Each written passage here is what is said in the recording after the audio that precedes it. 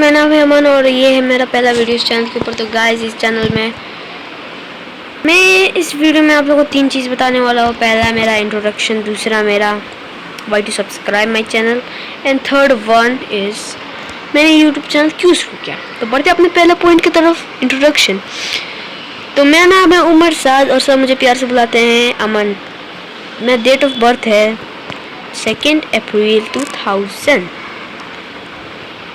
तो अब बढ़ते हैं अपने सेकंड पॉइंट की तरफ, why to subscribe my channel.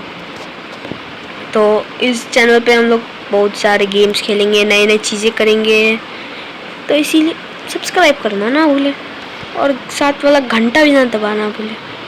तो अपने बढ़ते आप थर्ड पॉइंट की तरफ। तो जो थर्ड पॉइंट है वो है मैंने यूट्यूब चैनल क्यों शुरू किया।